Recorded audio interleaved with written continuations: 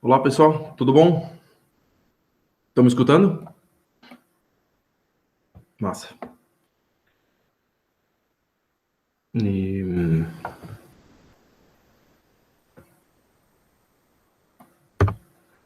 tá. Então hoje o plano é falar do voo dos gafanhotos, né? E mas olhando no cronograma todo aqui da disciplina, na próxima aula seria sobressalto de lagostim e peixes.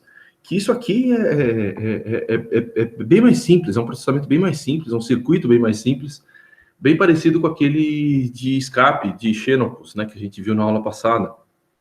E então eu falei, poxa, não faz sentido, a gente vem, estuda, depois de ter estudado o, o CPG de Girino, e o de hoje vai ser mais elaborado ainda, voltar e fazer um sistema muito simples. Então eu falei, poxa, vou trocar um pouco a ordem aqui, então eu vou colocar sobressalto de lagostim e peixe, hoje para começar, vai ser bem rapidinho, tá?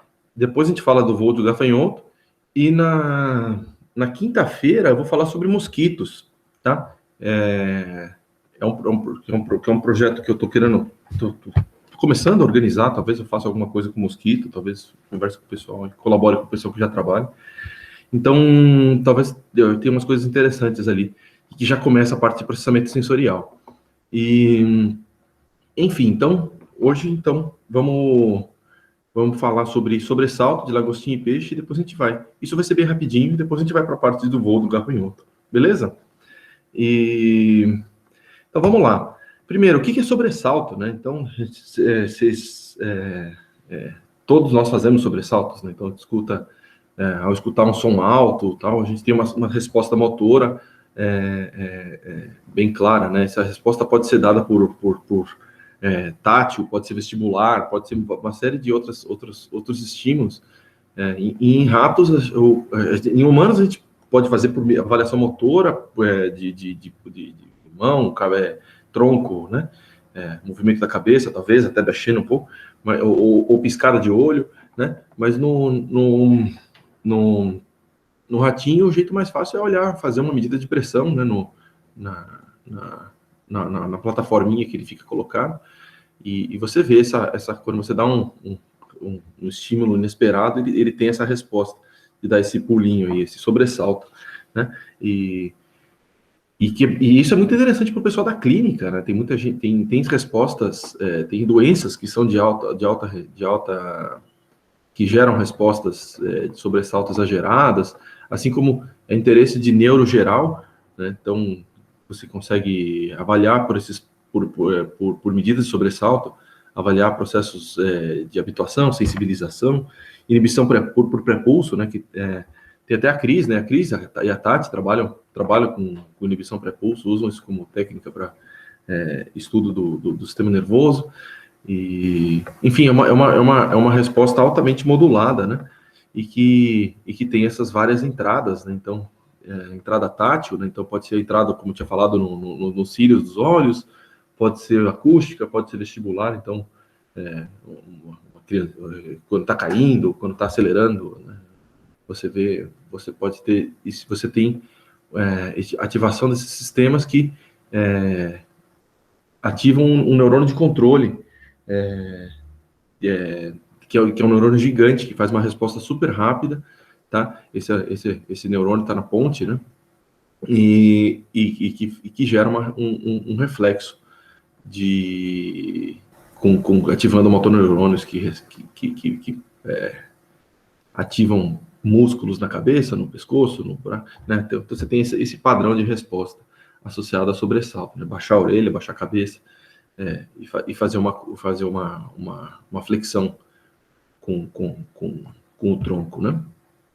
E a parte interessante aqui vai nessa parte do neurônio gigante, né? Que é uma coisa que existem. Vocês já devem ter visto falar de neurônios gigantes em outros momentos aqui da neuro, né? Um deles é esse daqui, esse neurônio gigante associado a reflexo do sobressalto, mas o outro deve ser o sono gigante de Lula, vocês certamente já devem ter ouvido falar, né? Que também está associado a uma resposta de sobressalto, uma resposta de escape, né?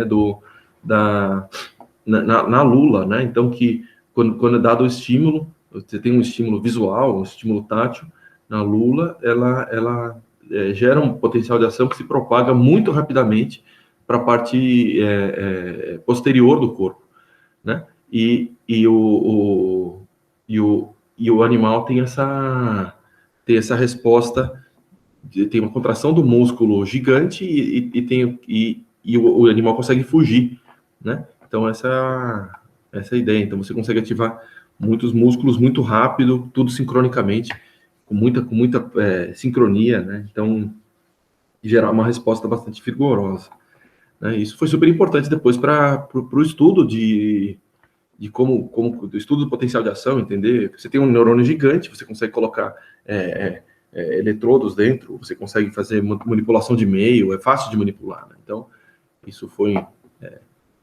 você usa essa capacidade que o bicho tem, essa capacidade de contração grande, que surge, possibilitada pelo alto calibre do axônio, e usa isso como uma facilidade técnica, né? E isso é uma coisa que é bem frequente nos estudos de neuroetologia, por exemplo, usar artrópodes, né? Artrópodes têm essas respostas, tem esses neurônios gigantes, eles não têm mielina, então fica até mais fácil para fazer, fica mais, a mielina, por não ter mielina, os neurônios que exigem resposta rápida, eles são de alto calibre, então fica fácil de fazer a preparação, além de ser bichos que sobrevivem muito à manipulação, né? Então eles são muito resistentes, né? E muito fácil de trabalhar, portanto. E um dos estudos, muitos estudos neuroetológicos, foi feito com o lagostim, né? Esse caranguejo, esse camarão grandão aqui. Ele tem uma resposta como de sobressalto, que é uma resposta de fuga, né? Quando você dá um estímulo tátil, tá? Esse estímulo tátil pode ser tanto na frente quanto atrás, ele dá respostas um pouco diferentes, né? E essa resposta é muito vigorosa, ele dobra a cauda, né? Essa resposta aqui chamam de tail flip, né? Dobra de cauda, e é uma resposta muito rápida, e o bicho consegue, então, sair daquele local com muita velocidade, muita rapidez, tá? E essa resposta de tail flip é guiada, dada por neurônios de comando, que são esses neurônios gigantes aqui. Então tem o gigante lateral, né? Lateral giant, que ele fica mais lateral para o bicho, e o gigante medial, que fica mais no meio do bicho, né? Mais na parte medial e do sistema nervoso do lagostim, tá? E esses neurônios de comando, então, eles ativam motoneurônios, né? Então, que fazem contrair músculos da cauda, então, gerando esse movimento, tá? Então, são esses neurônios gigantes, esses neurônios de comando gigante aqui. E a ideia, então, desse neurônio de comando é que ele ativa você precisa de um neurônio que ao disparar, gera uma resposta motora complexa, né? E nem tão complexa isso aqui, não é uma resposta rápida, né? Mas que desencadeia uma resposta. E aqui, ó, dá para ver um pouco dessa flexibilidade desse comportamento, na verdade, né? É dos dois tipos de resposta que são gerados, dependendo do estímulo que é apresentado. Você tem resposta, quando você tem uma resposta na frente do animal, ele tem uma ativação desse gigante medial e ele se move para trás, né? Já se a resposta vem de trás, você tem a ativação do gigante lateral giant, e daí ele tem uma dobra mais no início da cauda, né? E ele vai para cima, né? Ele foge para cima. Então, são essas duas respostas, tá? E é muito simples o jeito que a coisa acontece. Você tem uma entrada sensorial que dá um input para o gigante medial, por exemplo, e o gigante medial, ele está associado a motoneurônios em determinados segmentos, né, dos determinados segmentos do sistema nervoso, né? Então, esses gânglios abdominais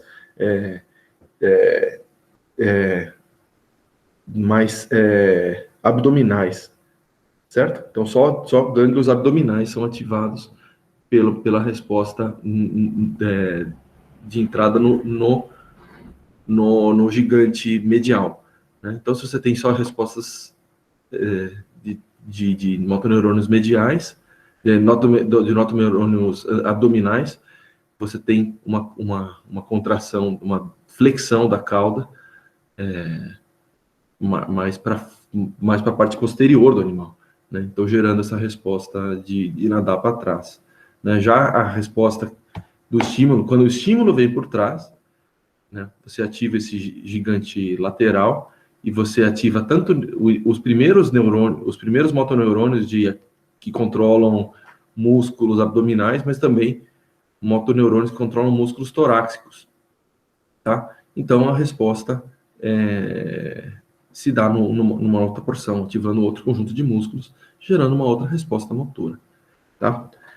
Bem simplesinho, né? Não é nada do outro mundo, né? Então, para ter essas respostas. Dá para ver que é bem parecido com aquela resposta de escape, resposta de fuga, aquela resposta de fuga inicial do Xenopus, né? Então, você tem um estímulo, tem um processamento sensorial que ativa esse neurônio de comando, que gera flexão, que ativa neurônios responsáveis pela flexão, né? Motoneurônios responsáveis pela flexão, que geram o comportamento de dobra da cauda, o tail flip, tá? E isso se dá tudo por excitação, mas você também tem uma inibição de neurônios que fazem a extensão do corpo, né? Então, você excita a flexão e inibe a extensão. Então, você ativa os neurônios que fazem flexão e inibe os motoneurônios que fazem extensão do corpo, tá? Então, você tem uma resposta coordenada de flexão da cauda, né? Da dobra da cauda. Tá? E esse é o início da resposta, né? Porque também tem esse neurônio gigante lateral, ele depois de um atraso, ele se auto-inibe, ou seja, é uma resposta que só vai acontecer no momento, assim, só vai ter vai acontecer uma vez, né? E depois ele não vai continuar ativando não vai continuar, ele vai travar essa via, portanto.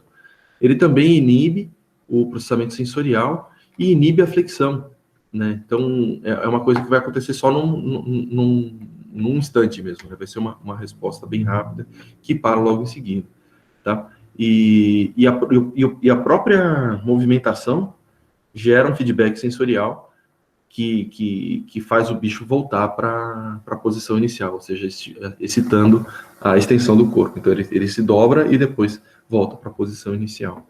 Tá? E esses são os elementos associados diretamente à resposta de tail flip. Mas esse bicho também faz natação, né? Então, assim como tinha lá no Xenopus, né, que você tinha aquela resposta reflexa inicial e depois você tinha uma ativação de um CPG que gerava natação, aqui você tem a mesma coisa. Você também tem essa resposta inicial, esse sobressalto, essa primeira fuga, esse primeiro escape, e depois você tem uma ativação de um circuito mais complexo que faz que permite fazer uma resposta de natação, ativando alternadamente os dois pedaços do corpo. Tá? Então, dá para ver que é bem similar ao que a gente tinha visto no Xenopus, né? Beleza? E era esse pedaço aqui, a parte de lagostim, de camarão. Né? Dá para ver que podia ter sido colocado antes, né? Que não fazia sentido botar na próxima aula. Né? A gente já está entendendo bem a parte de circuito motor depois de ter visto o Xenopus. Isso aqui talvez fosse uma boa introdução para o Xenopus, né? E beleza. E o outro comportamento que eu quero falar para vocês é de um sobressalto de peixe, né? Eu tenho um aquário aqui em casa e eu tenho aqueles lebistes, né? Então, os bichinhos que se reproduzem de monte. E o interessante é no aquário de lebiste que você tem que ter planta, porque você tem que ter algum lugar para onde os filhotinhos os filhotinhos têm que ter onde se esconder, porque os adultos comem os filhotes, né? Inclusive a mãe come filhote, tá? Então, E é bem interessante ver que esse reflexo acontece o tempo todo. Assim. Você vê o lebiche colocado tá tranquilo ali na coluna d'água, daí chega um adulto preparando para comer, daí ele movimenta a água, né? E você fala, nossa, pegou, né? Na hora que você vê olhando a cena, você fala, nossa, pegou o peixinho. Mas o peixe faz, ele dá um teletransporte, ele pula, pula um pouquinho para longe e o peixe adulto no final não consegue pegar, né? Então é uma resposta de dobrar e depois desdobrar. Então ele consegue sair daquela posição do espaço ali, e um pouquinho mais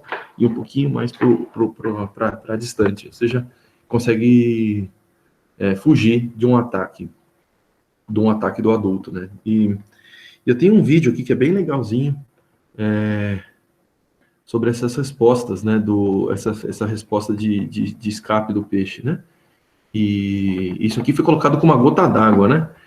Então você joga uma gota d'água, você gera vibrações e o bicho tem essa resposta de virar um C e depois se acertar, né? E tem mais aqui? Acho que é só essa gota. É só essa mesmo, né? Então, só ver essa respostinha na hora que a água tá chegando, ele se dobra. Na hora que a água chega, gera vibração e ele tem essa resposta reflexa de virar um C, tá? E beleza, bem simplesinho também. E essa resposta é guiada por um neurônio gigante também, tá? Essa aqui é a célula de Mautner. Célula de Mautner é outro neurônio de comando que tem entradas da orelha, né? Sacular, aqui seria uma resposta quando você estimula a orelha do peixe, né? Peixe tem orelha, né? E também tem essa parte, esse dendrito tem entradas também da linha lateral, né? A linha lateral do peixe também é uma resposta para a vibração da água, né? Tá? Isso aqui, a linha lateral, ela é muito similar à cóclea, tá? Então a cóclea evoluiu a partir da linha lateral. Então são coisas interessantes para audição aqui. E tá, então tem essas entradas aqui mais associadas à linha lateral e orelha, e também tem o outro dendrito, o dendrito ventral, tem entradas visuais e somatosensoriais, né? Então respostas na pele ali. E esses múltiplos inputs são integrados nessa célula de Mautner, e gera um disparo. É uma célula gigante também, que tem uma resposta super rápida. Essa aqui mielinizada, né? Agora está falando de peixe, né? Que é vertebrado, tem mielina, né? Então é uma das grandes inovações de vertebrado. Então consegue fazer uma resposta, gera um disparo aqui e ativa motoneurônios da medula, né? Gerando essa resposta. Como vocês já viram lá no Xenopus, vai ter uma excitação desses neurônios opostos ao estímulo, né?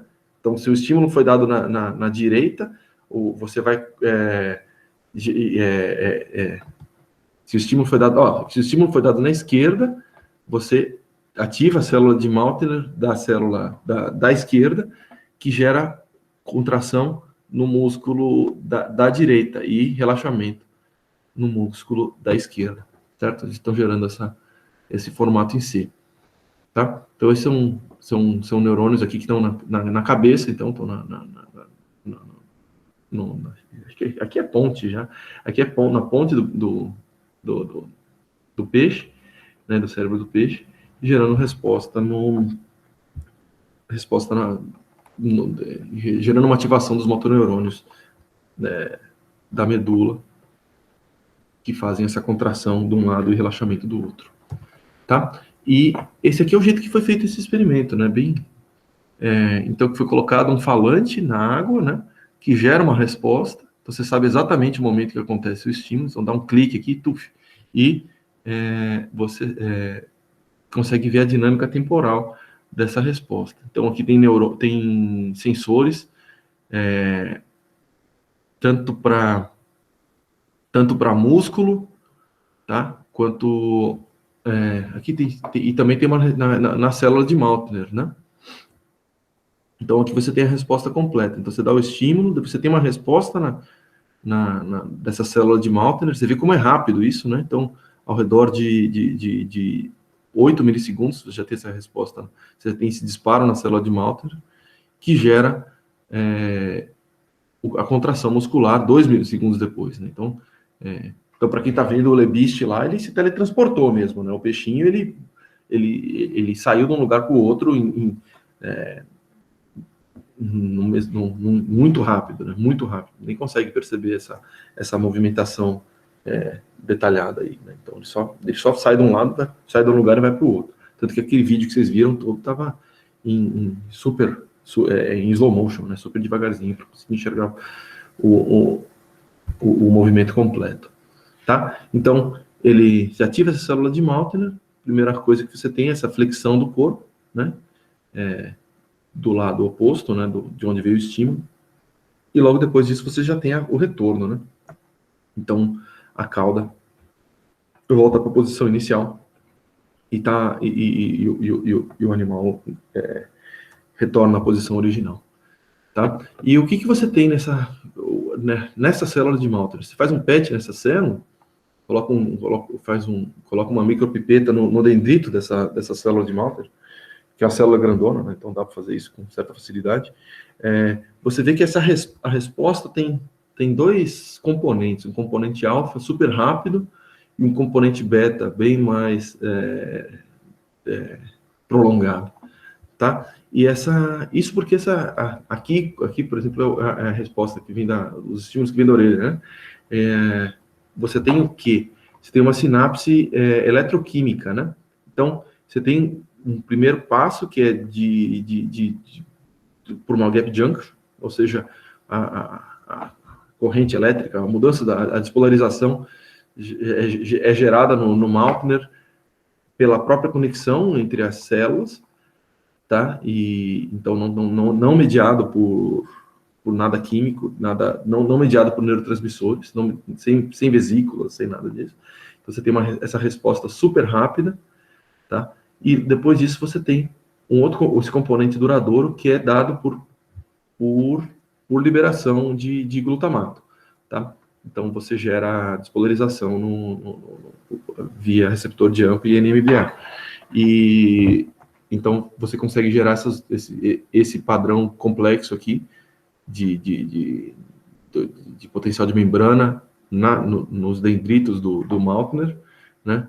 Por esse input elétrico seguido do input químico. Tá? E isso explica por que é tão rápido também, né? Você consegue fazer você tem o processamento, o estímulo sensorial, ele ativa esse neurônio de comando, esse Maltner, muito rápido, né? Então, em conta dessa entrada química, desse input químico, dessa sinapse química, eletroquímica, né? Então, você consegue pegar o melhor dos dois mundos, né? E rápido e duradouro, e modulável, tá? E aqui aqui está mostrado o circuito de como que se dá isso, né? Então, se você ativa, tendo um estímulo vindo da esquerda, você ativa o sistema sensorial, células sensoriais, né, da orelha, da linha lateral, visuais e tal, e ativa o Maltner, a célula de Maltner da esquerda, tá? Que ela excita os neurônios, os neurônios que respondem para a resposta muscular, tá? Você tem tanto a ativação direta dos motoneurônios, como você tem relés também. Você pode ter relé na espinha que depois ativa o motoneurônio, tá? Então, você ativou a célula de Maltner, você tem a passagem para o outro lado do corpo, aqui é um neurônio que da esquerda e vai para a direita, né? Ativa motoneurônios da direita do corpo, gerando respostas musculares na direita, tá? Então, o estímulo aqui gera contração aqui, tá? Aqui é tudo excitação, né? Então, um estímulo na célula de Maltner esquerda gera uma resposta muscular na direita. Associado a isso, tem o quê? tem excitação do neurônio inibitório, tá? Um neurônio inibitório que... Então, se você excita um neurônio inibitório, você inibe o motoneurônio a qual ele está ligado, né? Então, você excita, então, esse lado e inibe os músculos do lado ipsilateral, né? Então, ativando na esquerda, você contrai na direita e não contrai, inibe a contração na direita, tá? Só que esse é um pedaço da história. Tem também o que? O estímulo que veio da esquerda, ele vai chegar na direita também, certo?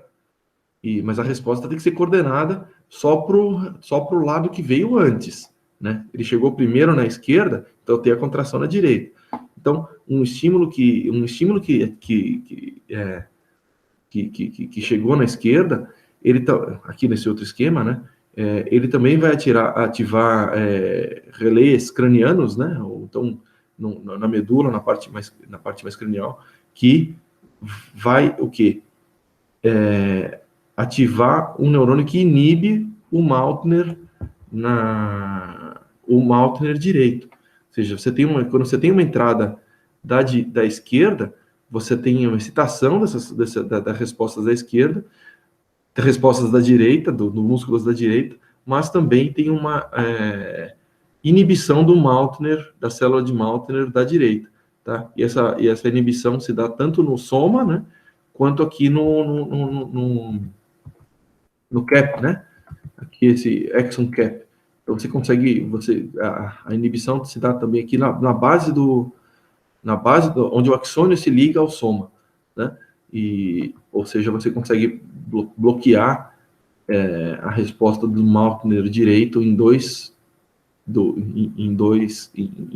níveis, né? Em dois locais, tá? Então, mas essencialmente essa é a resposta do Mautner, né? Então você tem uma excitação da sensorial que converge para essa célula de Mautner, que tem a resposta direita, inibe do outro lado, e ao mesmo tempo tem uma inibição via um relé ali que excita um neurônio inibitório,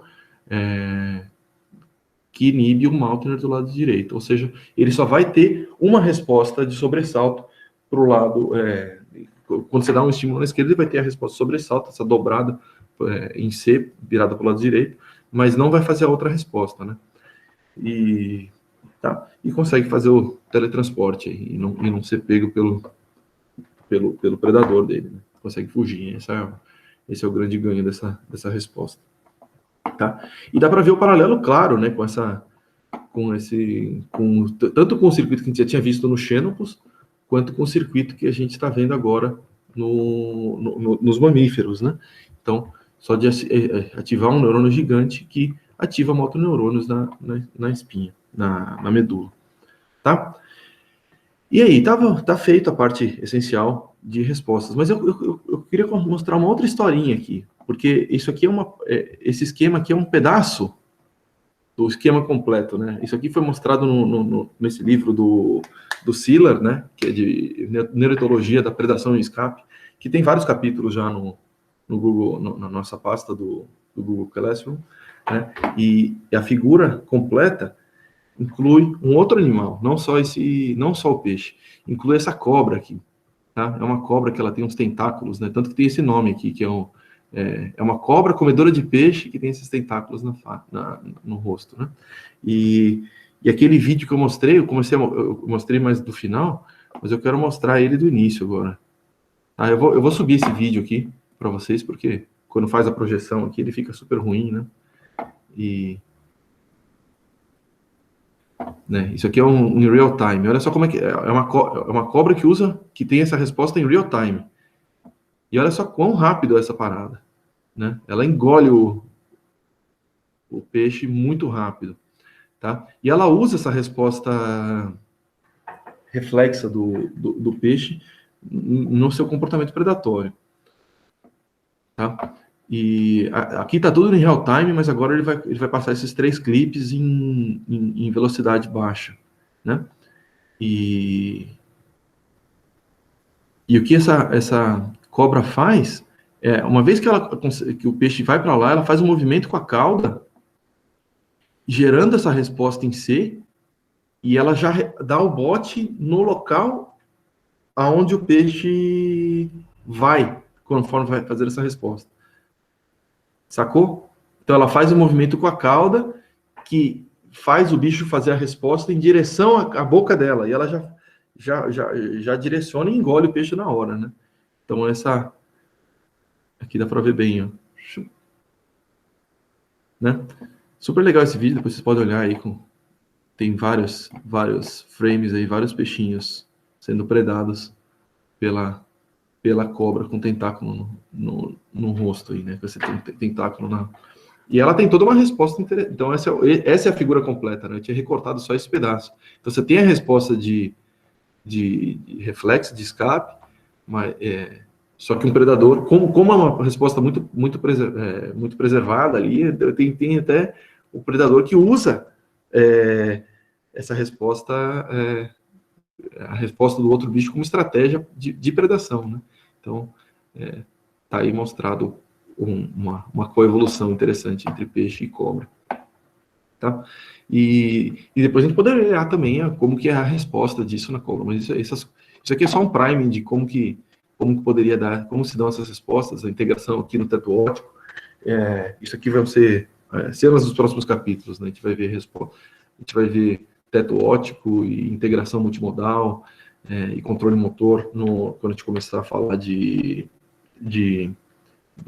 das respostas dos sapos e das cobras também, corujas. Então a gente vai ver várias coisas interessantes aqui, olhando circuitos interessantes envolvendo o teto óptico. Mas beleza.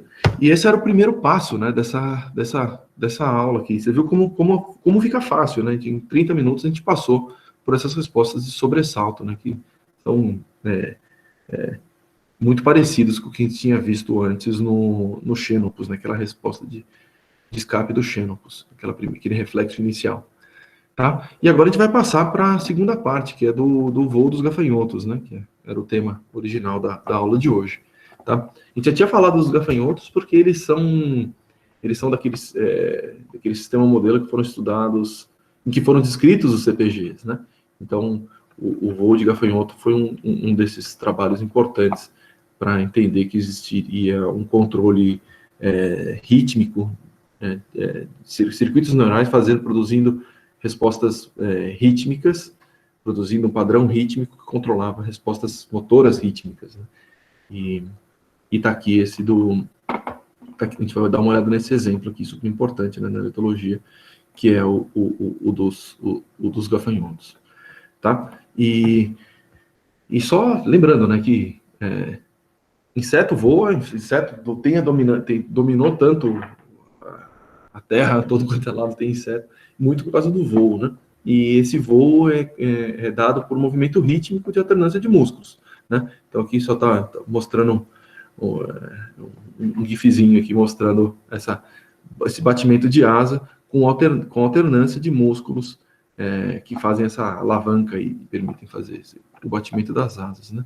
Diferentes insetos fazem voos diferentes, né? Então, você tem esses insetos que têm batimento de asa numa frequência muito, muito rápida, eles não são controlados diretamente por motoneurônios a cada ciclo, né? Então,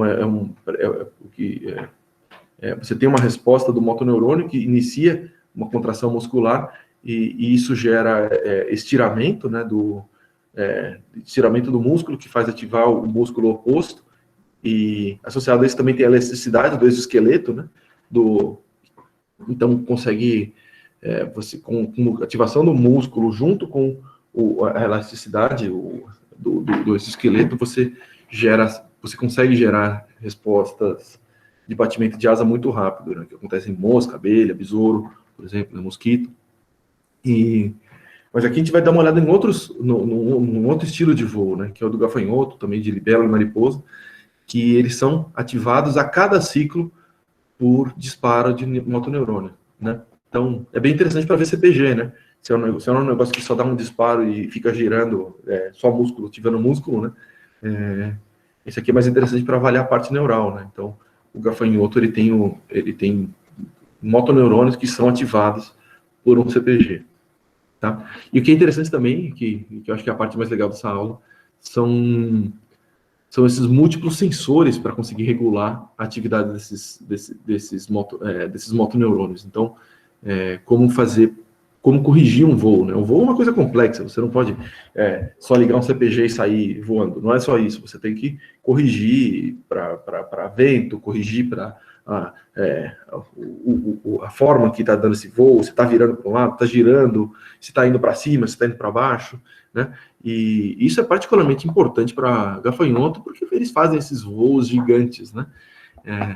Eles fazem essa migração, né, em determinadas condições ambientais.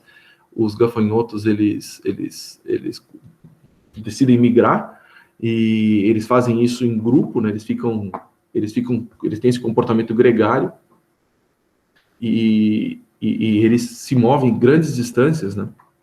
Tem caso de mudança de continente, caso relatado de voos super longos, e então tem que pensar como que esses bichinhos conseguem manter uma rota, corrigir o voo, né? E conseguir fazer conseguir guiar o seu voo de forma funcional, né? E tem esses casos clássicos aqui, mas teve recentemente, né, esses besouros que quase chegaram aqui no Brasil, estava todo mundo preocupado, né? No meio da pandemia, chegando besouros, todas as espécies juntas, tá? Enfim, vamos dar uma olhada como que é o voo desses bichos, né? E tem os estudos clássicos do Donald Wilson, em que ele prendia uma mariposinha numa haste aqui e olhava como que eram as respostas musculares, né? Então, desses segmentos aqui, você vê que tem um sensorzinho em cada lado, né? O que ele faz era cortar um pedacinho desse esqueleto, raspar um pedacinho desse esqueleto e colocar um eletrodo e prender com uma cera, né? Então, você consegue fazer o eletrodo ficar preso no corpo do bicho e avaliar a resposta com facilidade. E ele fazia isso dando estímulos com vento. Então, ele botava vento e assim, quando você põe vento, o bicho voa. O bicho ele ativa o CPG dele por estímulos táteis, né? São uns pequenos pelinhos que eles têm na cabeça e que ativam esse CPG. Tá? E aqui tem uma outra foto do setup dele, né? Mostrando esse túnel de vento, a haste colando o bicho, e eles conseguiriam medir, então, ainda a posição o deslocamento desse animal. Tá? E aqui está um pouco da anatomia do gafanhoto, né? Então, aqui a cabeça do gafanhoto, você tem esse primeiro conjunto de neurônios aqui, que é o cérebro dele, né? Que recebe os inputs a principal parte dos inputs sensoriais, e depois você tem esse sistema nervoso em gânglios, né? Então você tem esse segundo gânglio subesofageal, depois 3 gânglios torácicos, depois começa a ter gânglios abdominais, né? E aqui esse desenho aqui de uma preparação, né? Que foi removido o sistema nervoso, né? Então aqui parte do cérebro, os 3 gânglios torácicos e os gânglios abdominais, tá? A gente vai focar nesses dois aqui, né? Que esses dois aqui que tem a maior parte aqui tem o CPG, né? O CPG está essencialmente nesses 2 gânglios torácicos.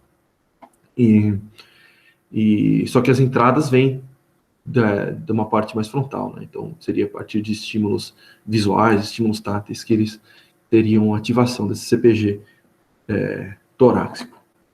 Tá?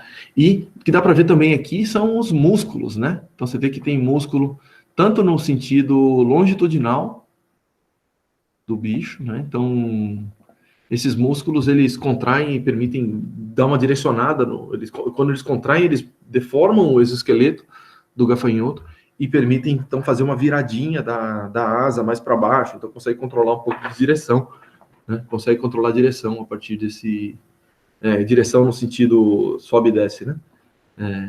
Na elevação, né? Consegue controlar a elevação do voo do gafanhoto. E tem os músculos que estão nesse sentido transversal, né? Que como aquele esqueminha que a gente já tinha mostrado, né, que fazem a contração de fato do músculo. Tá? Então são montes, são uns 10 músculos para cada asa, mas aqui eles podem ser agrupados em músculos que fazem a elevação da asa, né, que são os que estão sempre marcados em E, elevação da asa, ou depressão da asa, né, abaixamento da asa, que estão marcados em D. Tá? E então, como a gente tinha visto nesse gifzinho aqui, então você tem esses depressores, que eles ficam mais na parte lateral do animal, né? Então ele puxa a asa para baixo, né? E ao mesmo passo que a contração dos elevadores, né? Faz a asa subir, né? É só olhar esse gifzinho aí, acho que dá para entender bem. Tá? E você pode fazer o registro, então, desse voo, né? Que é um outro tipo de preparação. Essa preparação, eu tenho o videozinho dela aqui. Não é esse. É esse aqui. Né? E esse é bem rápido, esse vídeo. Então aqui aparece ele dá um puff, né? Um puff de ar e gera essas respostas de voo, né? Aqui ele está gravando no Audacity, né? Ele está usando o Audacity para fazer a gravação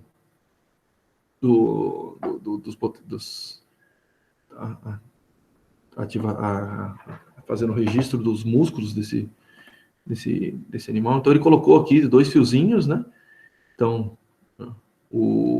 prendendo encostados nesses músculos depressores, e isso está colocado num amplificador, e depois ele grava na própria placa de som do computador, né? Então tem essas respostas ali, conforme vai bater na asa, ele tem ele consegue registrar essas concentrações, esses potenciais elétricos aqui, tá? Ixi.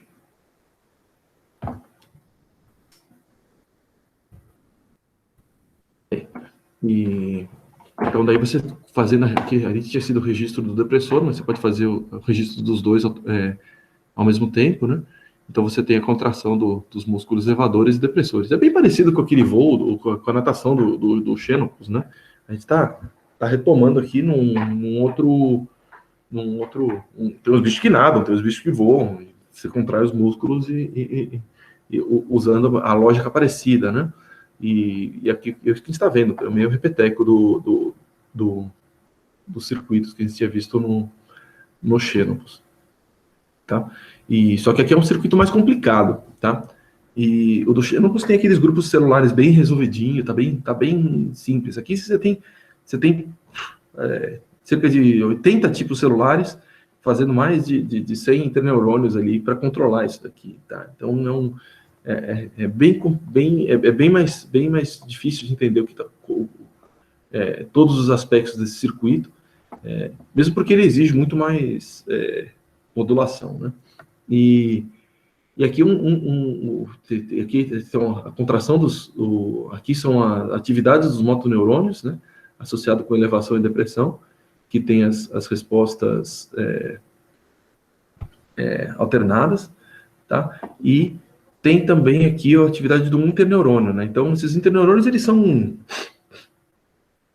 super eles são iguaizinhos de um bicho para o outro, eles recebem números, né? Então o neurônio que eles registram o neurônio, depois eles fazem depois que registrou, eles jogam um corante e fazem histologia, né? E veem que pela morfologia daquele bicho, que neurônio que era.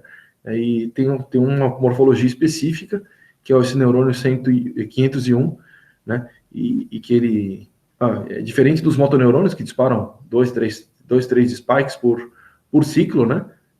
2 a 4 spikes por ciclo. Os interneurônios, eles têm muito mais disparos, né? E eles têm essas respostas, eles são ativados a cada ciclo aqui, e esse aqui, o 105, 101, ele dispara ao mesmo tempo que o músculo contrai, né? Que esse músculo, no caso, o músculo depressor, né? Que o músculo depressor contrai. E o que é legal, então, primeiro dá para ver que existe uma correlação aqui, mas também tem um outro aspecto, é quando você joga uma corrente hiperpolarizante nesse neurônio, tá? Você faz ele parar de disparar, claro, né? E quando você faz ele parar, quando para de disparar, você para de ter a resposta para de ter a resposta muscular. Tá? Então fica claro que esse 101, esse 501, esse interneurônio 501, ele é fundamental para o CPG. É assim que descobre se o neurônio, é assim que classifica se o neurônio ele é fundamental ou não para o CPG, né? Jogando corrente e vendo se o CPG para. Tá? E quando você para a corrente, pum, volta a funcionar. Né? Você tem um reset da fase aqui, né?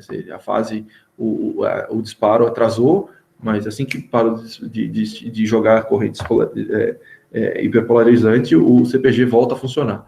Então, aquele neurônio ali era fundamental para o CPG. Tá? Então, é desse jeito que foi investigado como que esse CPG funciona.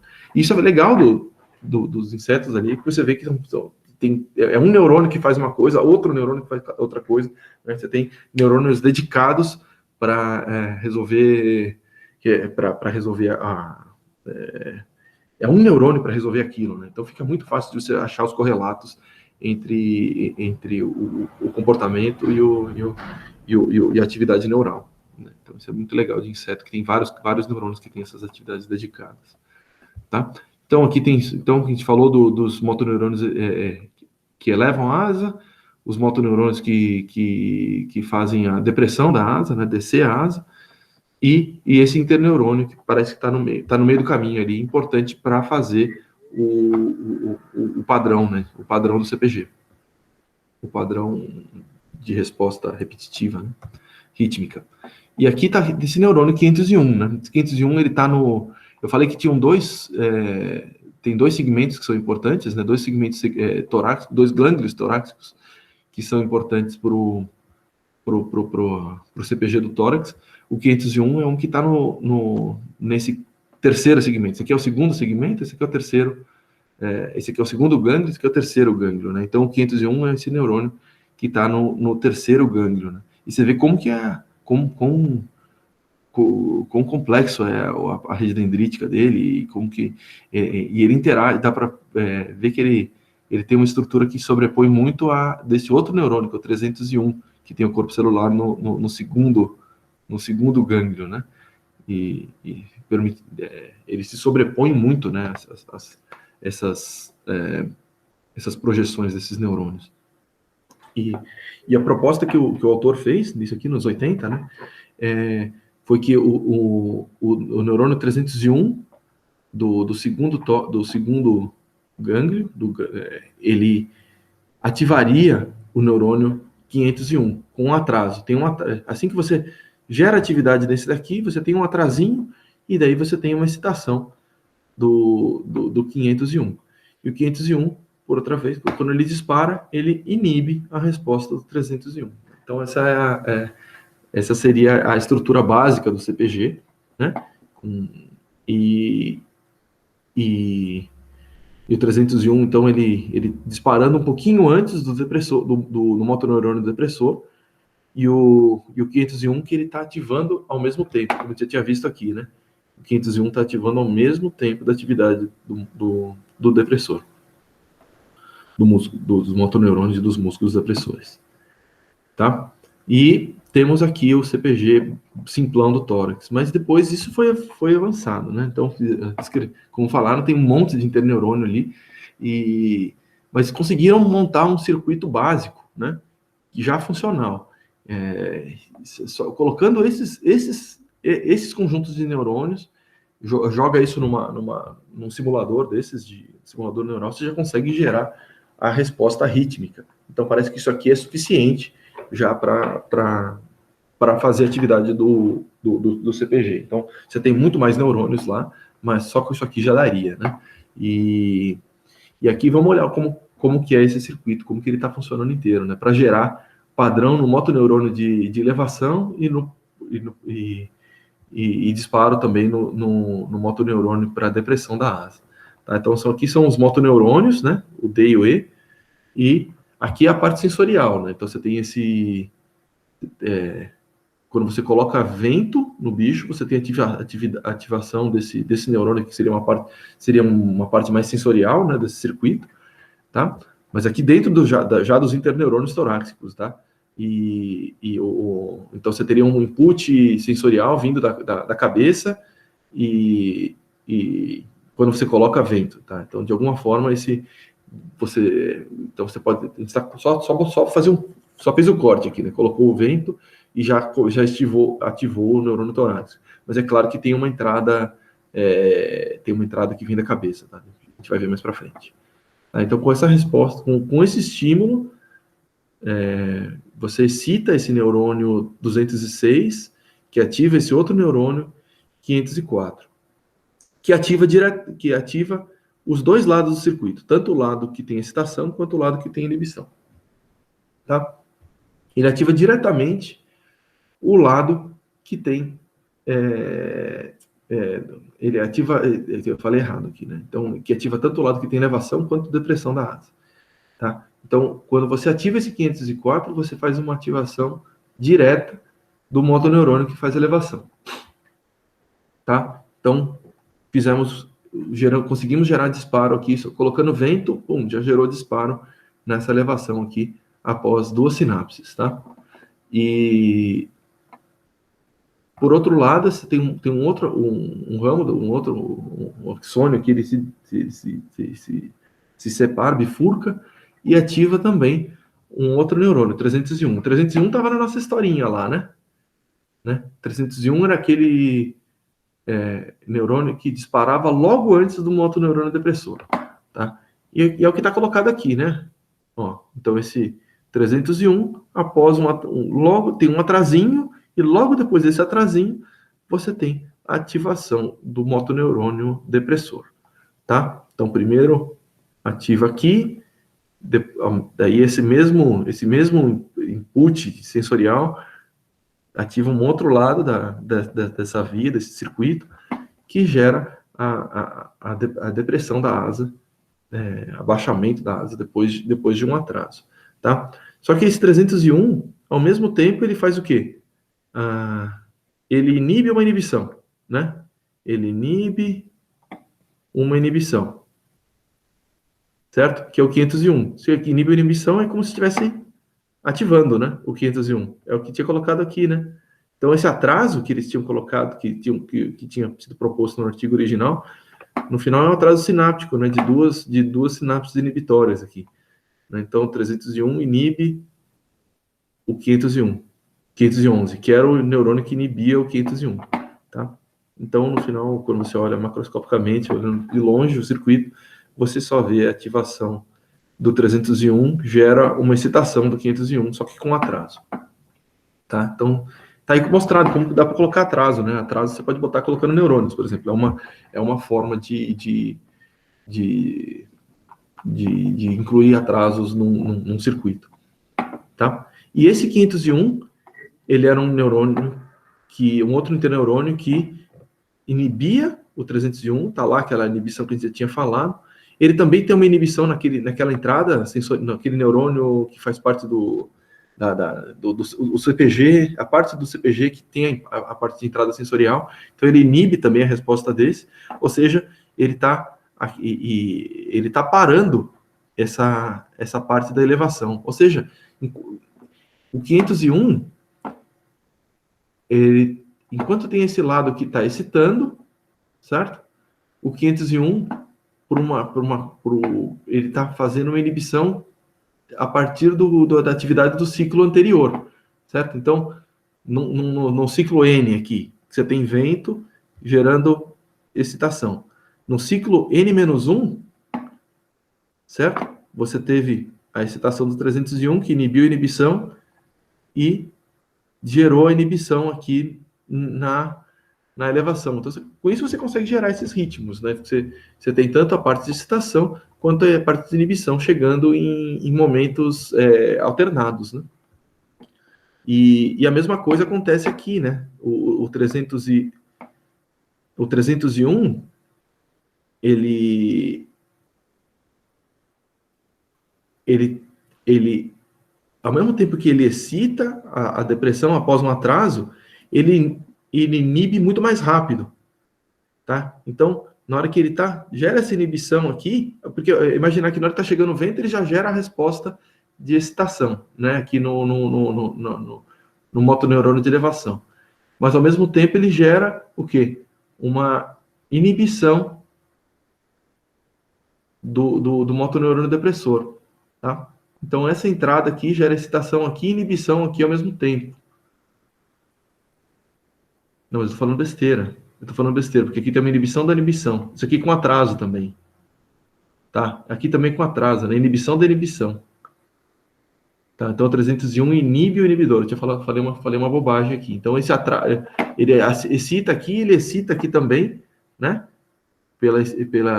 Tanto pelo caminho direto com delay, com essa parte que está o delay, mas também na parte que tem essa inibição com inibição. Então, ele também tem um delay aqui desse outro lado, né? Então, ele excita ao mesmo tempo que desinibe desse lado aqui, tá? E dá para ver que, apesar de ser bem simplificado, não é uma coisa, aqui é uma coisa que não é tão fácil de olhar esse circuito, entender esse circuito na sua dinâmica só olhando isso, né? E por isso que precisou daquela parte de modelagem, né? Então, definindo todos os parâmetros ali para conseguir definir direito esses delays, e eles conseguiram montar um modelinho que era capaz de retomar os achados experimentais, né? Então, eles conseguiam gerar a oscilação e conseguiam, fazendo manipulações desse modelo, né? Então, jogando corrente, você conseguia fazer aquela parada a parada do CPG, e ele retomava de uma forma similar, né? Então, ele conseguia retomar vários desses achados experimentais e outros, né? Então, essa aqui é uma proposta que é inspirada na anatomia, na fisiologia, mas que exigiu essa análise matemática também, por modelagem, para conseguir avaliar se o CPG, esse modelo do CPG é suficiente para gerar os padrões observados nos experimentos fisiológicos. Beleza? Acho que matamos o CPG aqui, conseguimos entender mais ou menos a lógica de como que se dá, a partir do estímulo, como que se dá a excitação desse circuito de elevação e depressão da asa cíclico, né? E agora vamos cair um pouco na parte do ajuste do voo. E assim como tem lá quando a gente tinha visto no Xenopus, né? No Xenopus você tinha que dar o toque para iniciar o CPG e depois dar o toquinho na glândula de cimento ou na cabeça, né? Que fazia parar o CPG, né? Então era o bichinho fugindo do predador, né? E depois, quando encontrou uma folhinha, ele parava, né? Encontrava um lugar para se prender, ele parava. Aqui tem uma coisa parecida, né? Então você dá o vento, ele começa a voar, e se você dá um toque nas patas, né? Então ele encostou em alguma coisa, ele para o voo, tá? Então o CPG do tórax, ele é essencialmente, ele é muito parecido com o CPG que tinha nos Xenopus, né? Só que com outros estímulos e com uma outra arquitetura. E o que tem de interessante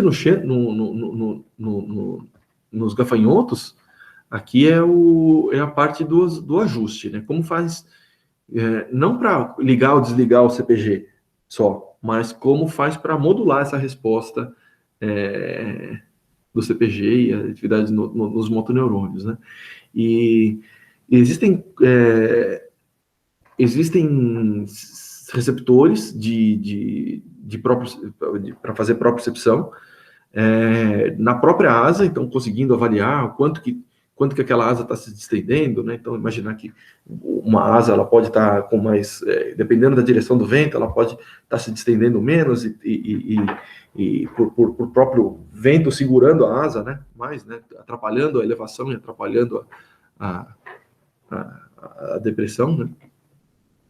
Dependendo do ângulo onde está essa asa. Então, você tem receptores ali que disparam a cada ciclo e eles são ligados no CPG, então, são conectados no CPG, então permitindo uma modulação da atividade desse CPG, dependendo da forma com que do instante em que essa asa está subindo e está descendo, da força que essa asa está subindo e está descendo, tá? Então, você tem receptores, tem conjuntos, vários tipos, aqui eu coloquei só um, mas tem 3 tipos, pelo menos já descritos, na asa, dando informação sobre estiramento do músculo e estiramento de cutícula associado ao movimento da asa. E, ao mesmo tempo, tem o quê? Na cabeça do bicho, né, aqui onde tem um monte de órgão sensorial, né, você tem outros neurônios que vão passar essa informação. Então, aqui, não sei se dá para ver no vídeo, mas tem uns pelinhos, né, que estão colocados aqui na cabeça, no topo da cabeça do gafanhoto. Tem aqui também, né, colado no olho, dá para ver também uns pelinhos. E esses pelinhos informam sobre voo, né? Informam sobre o lado em que está vindo o voo, o lado que está vindo o vento, a velocidade do vento, tá? E outra coisa, claro, os óleos compostos, né? Então, fazendo estímulos visuais mais complicados. Também tem esse ocelo aqui, né? Que fica bem na frente do bicho e que também traz informação visual, né? Mais de luminosidade. E o que é interessante, esses sensores, né, esses órgãos sensoriais, eles estão conectados a diferentes tipos de neurônio, né? Então, associado a esses pelinhos, né, você tem esses neurônios TCG, tritocerebral giant, né, gigante tritocerebral, que eles saem desse gânglio cerebral e descem para o segundo e terceiro gânglios torácicos, né? Então, controlando a atividade desse CPG, eles fazem sinapses lá, né? Esse é um deles. O outro tem esse outro nome, DDN, né? É bem legal esse neurônio, neurônios de detecção de desvios, né? E que trazem, esse aqui traz mais informação sobre vento. Esse aqui parece que faz uma integração entre vento e luz, né? Ele está associado tanto a esses ocelos quanto a respostas nesses pelinhos, nesses sensores de vento, tá? E também estão no gânglio cerebral e descem para os gânglios posteriores, fazendo sinapses lá, né? Aqui dá para ver a arborização toda desses neurônios, tá? E vamos dar uma olhada primeiro nesses TCGs, tá? Que tem uma resposta mais para o vento mesmo, né? Então, aqui tem uma preparação em que o bicho está em repouso, né? Ele não tá voando, tá? E o que você coloca vento vindo de um lado, só que esse vento ele pode ter um ângulo, né? E então você excita você mexe esses pelinhos que tem na cabeça do gafanhoto, e esses pelinhos ativam esses neurônios TCGs, tá? E aqui dá para ver um pouco do protocolo que ele fazia, né? Então ele pegava ele mudava a posição desse ventiladorzinho, né?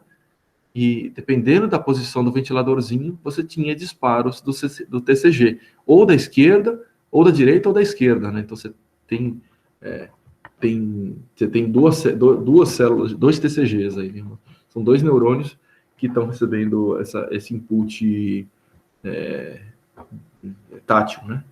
E mandando para o CPG. E aqui dá para ver como que esses neurônios disparam em função do ângulo, né? Então, o TCG da direita, ele dispara quando o vento está vindo mais do lado esquerdo, e o da direita, o da esquerda dispara quando o vento está vindo mais do lado direito, tá? Então, esse é o input sensorial que chega via as TCGs no CPG, né? Via esses gigante tritocerebral no CPG, que é o centro gerador de padrão, né? Claro que todo mundo já sabe o que é CPG agora, né? E beleza. Isso aqui com o bicho parado, né? Com o bicho em repouso, mas não é será que essa resposta não é modulada quando o bicho está voando e tal, blá, blá, blá. E daí fizeram nesse mesmo trabalho dos 80, ele fez um sistema parecido aqui, mudando a orientação do vento, né, e registrando o TCG da direita, né. Dá para ver que tem, quando o vento vem de determinadas direções, o TCG dispara mais, né. Então, era quando seguindo aquela mesma coisa que tinha sido mostrado com o bicho em repouso. Tá? Então, esse aqui é um tipo de input associado a vento do TCG. Vamos olhar agora esse outro, que é o DDN. Esse aqui é um protocolo um pouquinho mais sofisticado, em que eles avaliavam tanto a atividade do ocelo quanto a atividade do neurônio, tá? Dentro de um protocolo que tinha estímulos visuais, né? Então, a ideia é que o gafanhoto ele tem acesso a informação de se ele está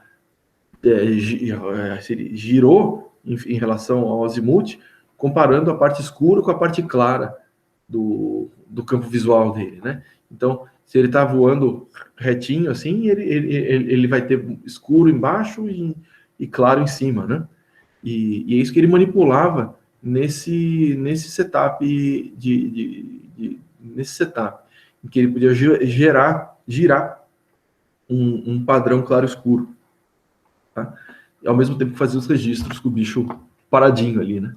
Fazendo esse voo parado, ou pode cortar as asas, e o bicho estava lá sendo registrado e era possível ver os disparos dos neurônios que ele estava interessado.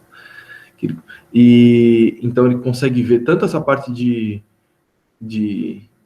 giro, ele também pode ver se o bicho está indo para baixo, né? Se ele começa a ver só escura porque o bicho está vindo para baixo, se fica tudo claro é porque ele está indo para cima. Então tem todas essas informações visuais ali que podem ser tiradas do padrão de atividade desses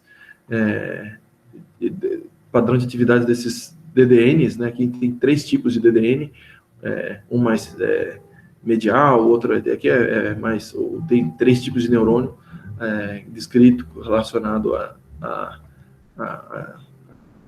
detecção de desvios, né? E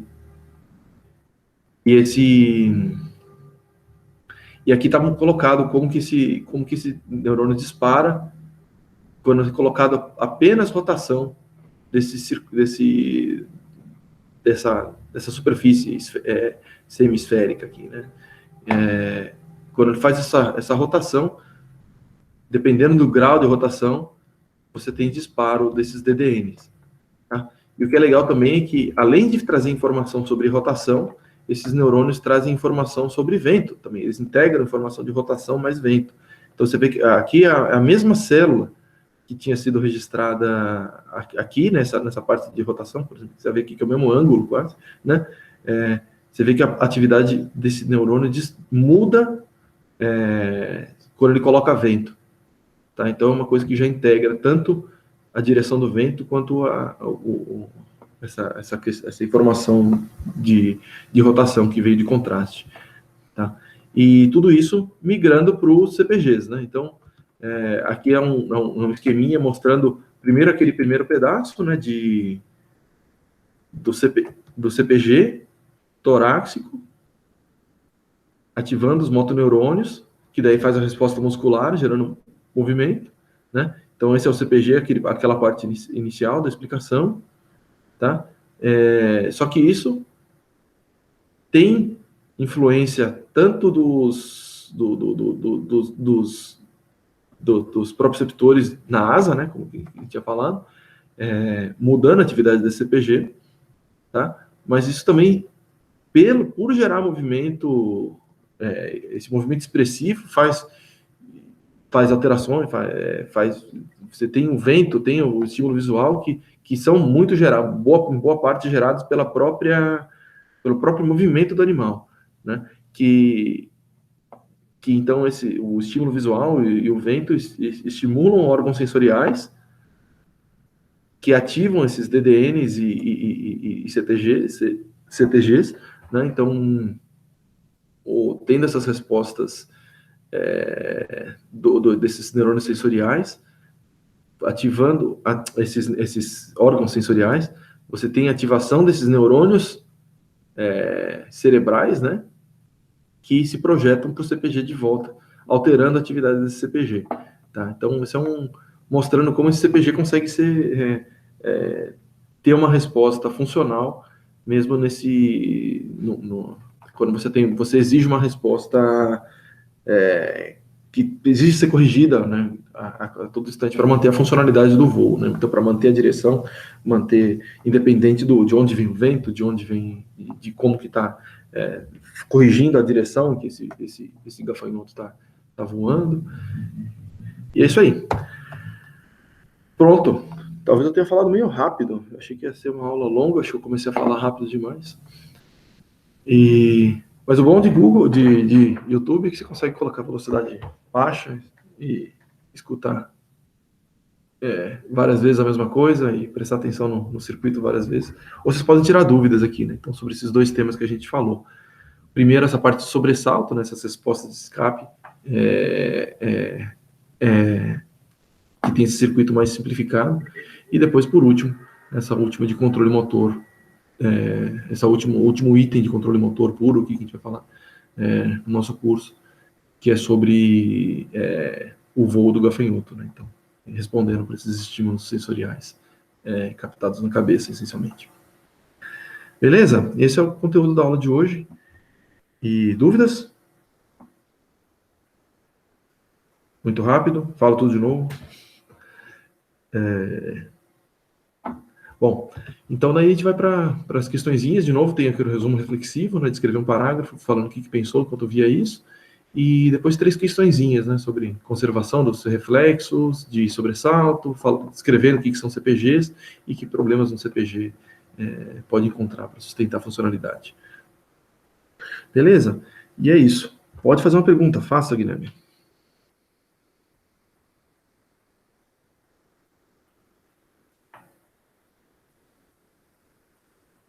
Pode falar também, talvez seja mais fácil. Tá me ouvindo, professor? Tô sim. Ah, sim. Eu achei que tava mutado aqui. O senhor comentou que tem aquele tipo de voo que é meio que reflexo, que eu entendi, que ele sente um estímulo de vento, por exemplo, nas costas, e ele vai saltar e ele vai parar quando ele tiver um estímulo nas patas. Sim, ligar e desligar o CPG, né? Hum, Essencialmente isso que está colocado aqui, né? sim. Sim. Mas nesse voo reflexo, mesmo nesse voo reflexo, ele tem como ajustar o voo dele ou é meio que tipo em linha reta, assim? Tá, não, esse é mais o jeito que foi feito o experimento é um desenho simplificado do experimento, né? Que o bichinho foi preso no sisteminha aqui, né? Por Uhum, exemplo, como colocado aqui, foi preso numa haste, e como você faz para induzir o batimento das asas? É você jogar um batimento, uma resposta, você jogar um puff de ar, e você entendi. você gera você gera a contração muscular rítmica, né? Mas o ponto é que quando você coloca o bichinho num sistema um pouquinho mais sofisticado, né? Uhum, Em que você consegue, aqui você pode girar o bicho, né? Nessa haste, você faz o bicho ele voar meio contra o vento, né? uhum, E daí você consegue observar também como que está a contração muscular para corrigir aquele vento que vem de uma posição, de uma orientação oblíqua, por exemplo, né? Não vem logo de frente. Então, não é só que o vento inicia e o toque nas patas para, né? entendi. Isso é uma explicação simplificada e o toque nas patas, sim, ele de fato para o voo, né? Um bicho que encosta no chão, Uhum, ele para de voar. Mas aqui é mostrando que a coisa é mais sofisticada, né? Quando você coloca o vento, não é só inicia e desliga, né? Você tem todas essas, quando você tem esses circuitos todos preservados, você consegue corrigir a forma que esses movimentos se dão, né? E é que aqui não foi feito isso, aqui é o bicho preso numa haste, né? Então você não consegue ter uma resposta é, instantânea você não consegue ter uma resposta que o bicho faz tem uma atividade no CTG, tem uma mudança no músculo, só que o bicho está preso numa haste, então ele não vai de fato conseguir corrigir o movimento, mas ele fica batendo a asa um pouquinho diferente, ele faz, e quando você faz a preparação, que você corta as asas, né, e para conseguir registrar, fazer os registros intracelulares, né, você consegue ver essas respostas aqui, né? Então você fala, essa aqui é a entrada que vai para lá, né? É só lembrar que isso aqui é um experimento esse aqui é um preparo experimental em que o bicho não está de fato realizando comportamento, né? Ele tá preso com eletrodos presos nele. Ele não meio consegue... que emulando aquele comportamento. Exatamente. É como a gente tinha visto no Xenopus, né? Que era aquele sistema que colocava a toxina da cobra, que parava a contração muscular. Aqui é parecido, né? No final eles cortam as asas, então não gera o movimento de fato, né? Você faz comportamento do tipo voo, né? Não é voo, né? É só para ver a circuitaria associado com aquele comportamento. Mas beleza, então. Muito obrigado, hein, professor. Valeu. Valeu. Mais alguma? Professor, eu tenho, Opa. mas sobre o resumo reflexivo da aula passada. É para a gente comentar, por exemplo, por que escolheu o tema? O que seria? É um pouco, de novo, o que vocês pensaram durante a realização da atividade, né? O que é importante, como que está funcionando a dinâmica com o grupo, descrever, eu quero acompanhar, isso aqui é um jeito de acompanhar o que vocês estão fazendo, né? A gente está tudo à distância aqui, e eu quero saber o que vocês estão fazendo, o que vocês estão pensando, se vocês estão de fato trabalhando na questão, isso é um jeito de acompanhar o que vocês estão fazendo, né? Mas é em relação à atividade, né? Em relação ao que vocês estão fazendo na atividade. Esse é um pouco diferente, né, dos demais, mas é a atividade que vocês estão desenvolvendo, o que vocês estão fazendo, o que vocês estavam pensando quando estavam desenvolvendo a atividade. Tá bom, obrigada. Tá bom? Professor, posso fazer só mais uma pergunta? Manda. A colega levantou uma questão que eu lembrei de uma coisa. Pelo menos, eu vi que algumas pessoas também no grupo de WhatsApp tá tendo algum tipo de problema de utilizar o Neuronify e tudo mais. Sim. E a gente eu e meu grupo tava tentando muito fazer as atividades no Neuronify, só que não tava conseguindo obter os resultados. Sim, é o que eu tinha colocado ali, é o caprichoso, né? Dá para tentar fazer, mas não é mais trabalhoso. Sim. E a gente conseguiu... Desculpa, pode falar. Não, mas só... eu não queria... Eu acho que não tem que... Eu acho que quando... Essas aqui são atividades de uma semana, né? Vamos lá, não é e fazer uma rede neural funcionar é trabalho para doutorado, né? Fazer um negócio complicado funcionar. É uma coisa realista, que tem todos os aspectos que funciona redondo.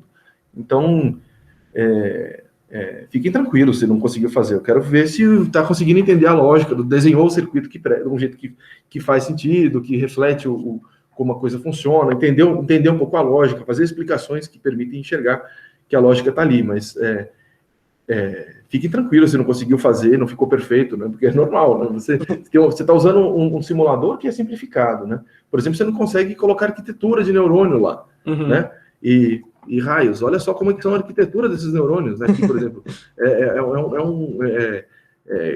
você achar que só vem aqui, excita e pronto, e funciona, tá, até conseguiram, mas eu não sei os detalhes de como que foi feita a modelagem disso aqui para conseguir gerar, né? Então você tem que colocar um monte de modulação, qual que é o grau de excitação, qual que é o grau de inibição, como que é o comprimento dos axônios, em que instante que a coisa acontece.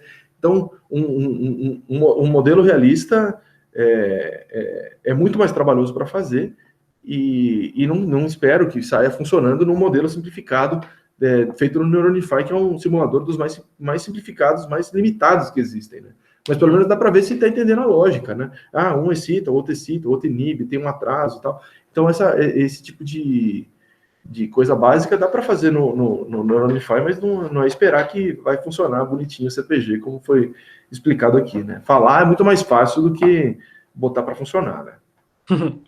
Não, exatamente, porque a gente tava ficando muito pilhado com isso, porque, por exemplo, dos próprios Xenobos a Aham. gente tentou fazer, fez o esqueminha certinho, e a gente ficou horas ali, meu, como é que faz isso aqui? Por que que tá dando errado? Por que que não tá intercalando, tá dando um impulso Tá. simultâneo?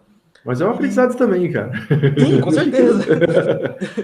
Tá? Mas eu até ia perguntar, assim, se tá todo mundo muito sobrecarregado em questão de EAD também, acredito que os professores também estejam, que deve estar sendo difícil.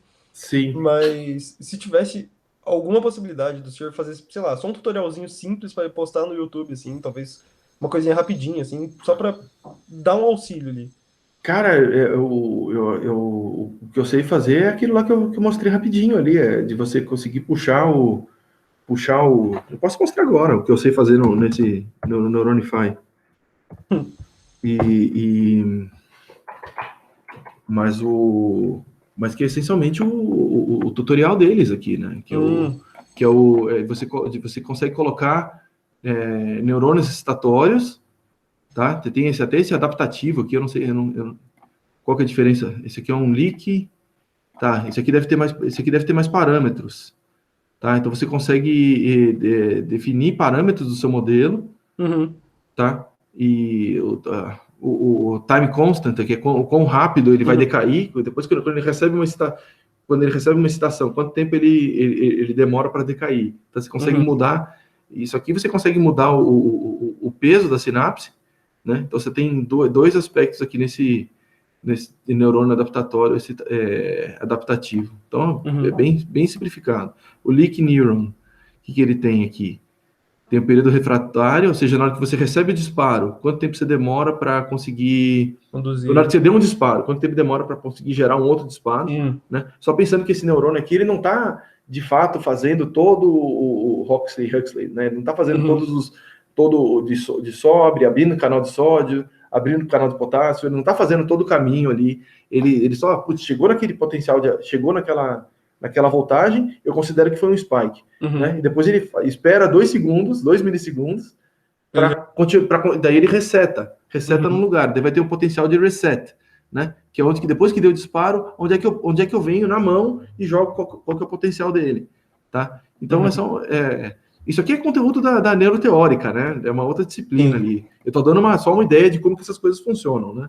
Uhum, E tá, então você tem o local onde vai, na hora que chegar naquela voltagem, eu vou falar que aquilo é um disparo, tá? E depois que disparou, quanto tempo vai demorar para eu começar a contar de novo e aonde eu vou botar, que é o reset, né? uhum. Tá, aqui que é daí tem o resting. O que é o resting? Acho, Resting. acho que é tipo a frequência. Ele mexe na frequência, mas o que seria? É um potencial de. É meio é uma outra voltagem aqui. Eu não sei agora. É porque Talvez seja, tipo, para uma sinapse ser responsável por um estímulo só, tipo, um spike sim, só. é só um jeito de fazer bursting ou fazer burst ou fazer Uhum, disparo único, né? Mas eu não sei exatamente qual que é a ligação disso com a lei de Ohm ali. Esse é o ponto. uhum, Tá? E daí tem mais o que? Resistência e capacitância da membrana. uhum, Depois, mas no fundo é só ler as coisas que eu sei aqui. Daí quando você gera e se permite que você faça é, conexões entre os neurônios, né? Então você uhum, permite ligar um axônio de um no outro lá. É uma coisa assim. E depois você coloca também. Então você tem, assim como você tem os excitatórios, você tem os inibitórios, que você consegue mexer de uma forma parecida. uhum. Associado a isso, você pode fazer medidas das suas células, né? Sim. Então, você fica medindo aqui, eu estou medindo o potencial de membrana ao longo do tempo. Que mais? E colocar seus órgãos sensoriais aqui, né? Por exemplo. Uhum, Ou você pode fazer uma entrada de corrente, né? Então você está injetando corrente, uhum, né? Corrente contínua, corrente alternada, ou botando spikes com geradores de spike, né? Então uma outra rede que estaria disparando e dando um input nisso, ou mais simplesinho, que é só botei um órgão de toque aqui, né? sim. E daí você dá o toque, e aí faz gerar a resposta, que gera a resposta, que gera a resposta, né? Aqui, esse adaptativo aqui, ele não é tão bacana, ele não consegue gerar um CPG, mas a minha ideia aqui era colocando três, porque esse aqui eu vou arrancar fora esse cara, Eu vou botar um outro clique simples. Esse adaptativo também não consegui usar, não. Eu fiquei muito confuso com ele. Ele tem mais parâmetro, né? Então você vê, Uhum. quanto mais realista é um neurônio, mais complicado ele fica para trabalhar, né? Uhum. Mas enfim, daí aqui te gerou um CPG bem babinha, né? E por ter né? Só com excitação, né? Uhum. E gerou um padrão, um padrão aqui de rítmico pela estrutura dessa rede, mas é isso que eu sei, cara. E é isso que dá para fazer também nesses circuitos, né? Uhum. Eles são bem, como eu falei, eles são muito limitados e fazer uma coisa sofisticada neles não é não é uma coisa rápida e nem é objetivo da disciplina aqui, né? Quando eu Uhum. coloquei essas coisas, eu imaginei que porque a gente está trabalhando aqui com um grupo que tem quase 80 pessoas, né? Uhum. E tem pessoas que fazem em C nisso aqui, trabalham de verdade com montagem. E daí eu falei, poxa, dá para fazer isso aí. Se você tem uma experiência com isso aí, faça isso daí, trabalhe, tem a possibilidade. Então, dá para usar a ferramenta que quiser, tentar retomar, ver o quanto que dá para reconstruir a atividade dos circuitos, olhando esses simuladores e tal. Mas Uhum.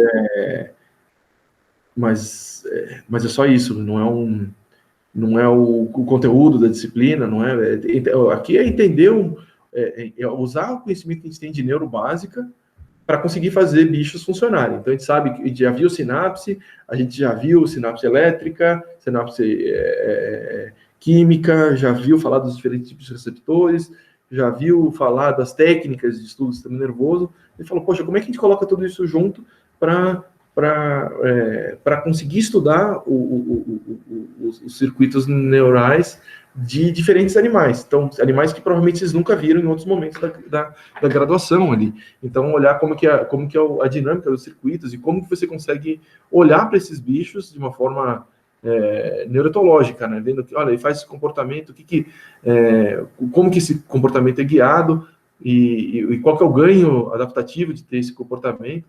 Então, essa é a graça desse curso, né? De você pegar o conteúdo básico de neuro e tentar jogar para comportamentos naturais dos animais, né? Uhum. E eu acho super legal isso, porque é uma possibilidade de ver isso não naquela forma de livro-texto padrão, né? Uhum. E é um jeito de integrar toda essa informação e de entender melhor o mundo, sabe? Eu acho uma disciplina super bonitinha. Mas não é para ser uma tortura, né? Porque, eu quero fazer um calculador aqui que resolve tudo. Pô, cara, é só lembrar olha o trabalho que você faz no TC, entendeu? Na hora que você faz no TC, você gasta um tempão em cima daquilo. E você acha que você vai conseguir fazer em uma semana um trabalho, fazer um negócio super sofisticado? Cara, às vezes não dá, né? Então, eu acho que de qualquer forma é um aprendizado, talvez mais gente tenha. Eu achei que o pessoal não ia se animar tanto para essas coisas, que eu estava até pilhando, falando, olha, tem essas possibilidades para as pessoas tentarem usar isso para ver se conseguiam fazer as coisas, mas talvez eu tenha animado demais as pessoas e gerou uma frustração aí que é maior do que eu esperava.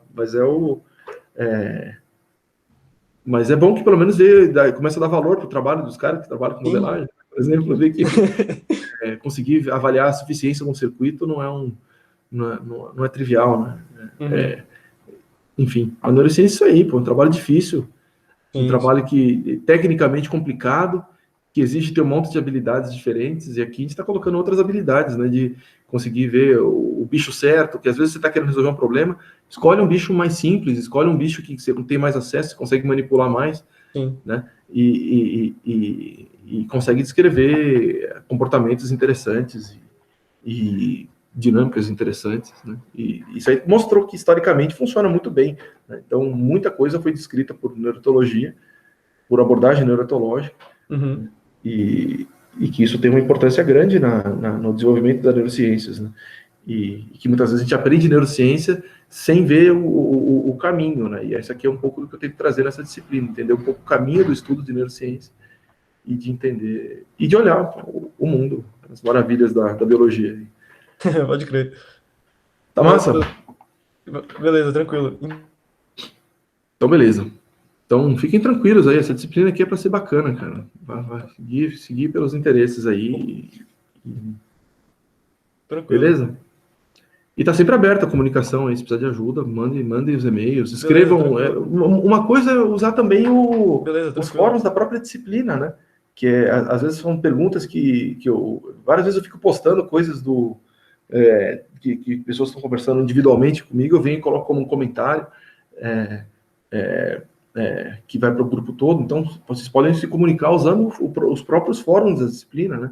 Então, cada atividade ela tem os comentários ali. Eu estou sempre vendo, é só faça o comentário ali, faça a pergunta ali. De repente, outros alunos conseguem dar sugestões de como resolver o problema. Tá? Então, pode ser uma disciplina que a gente consegue interagir de um jeito mais eficiente, usando os próprios fóruns da disciplina e não fazendo só o e-mail pessoal para mim. Tá? Eu acho que o e-mail pessoal para mim é mais para resolver problema muito específico. E aqui os e-mails que eu estou recebendo quase todos são: como é que eu consigo delinear meu projeto, como é que o projeto para o vídeo, como é que eu consigo resolver tal atividade, tá? Essas coisas podem ser todas colocadas no fórum para todo mundo, daí todo mundo pode responder, todo mundo pode contribuir, tá? E é isso. Beleza? Então, Muito obrigado, professor. Valeu. então falou. Vamos tocando aí. E até quinta, quando eu vou falar dos mosquitinhos. Super divertido. Falou. Até mais aí. Vou desligar aqui para a gravação.